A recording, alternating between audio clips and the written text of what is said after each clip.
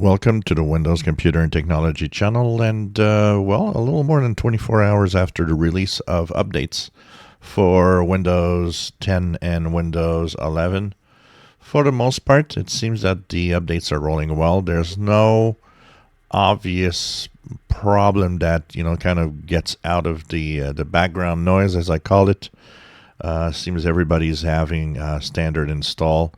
A lot of users have been saying that their install was kind of quick, but that depends a lot on your PC, and there's a lot going on. So, like I say, stop looking at it. There's nothing you can deduct from looking at an update what it's doing, and basically that is just leave it alone kind of thing.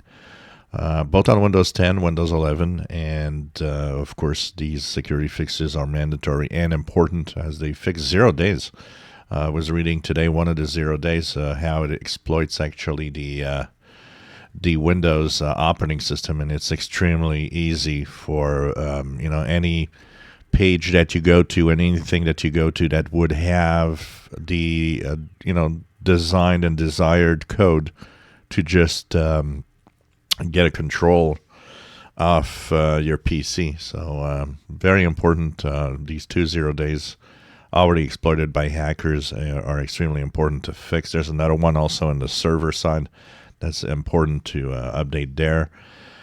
So this is the standard monthly update, and glad that right now there doesn't seem to be anything special, or it doesn't seem to break anything on PCs for now. Of course, if anything pops up, I will be posting a video about it for sure, but it's extremely important to update. And once again, the ones that take more time, I suspect that some of you might have more time of install because you haven't installed the bug fixing updates, which are optional. So for those of you that don't really check Windows updates, the bug fixing updates in the 4th week of the month do not install on your PC unless you go check for them. I get people saying, well, it installed. Yeah, because you want to check for it. That's the thing. So you don't check for it, it doesn't install. But if you go to Windows Update to check for it, yes, it will install because you did go and check for updates. So that's the key here. But if you don't go and check Windows Updates, they're not there. They're not showing up. The bug fixing updates aren't showing up every month, but they have to be installed before the security updates. So that makes an install a little longer. So if anything special or unusual pops up, I'll let you know. And for now, things seem to be rolling well.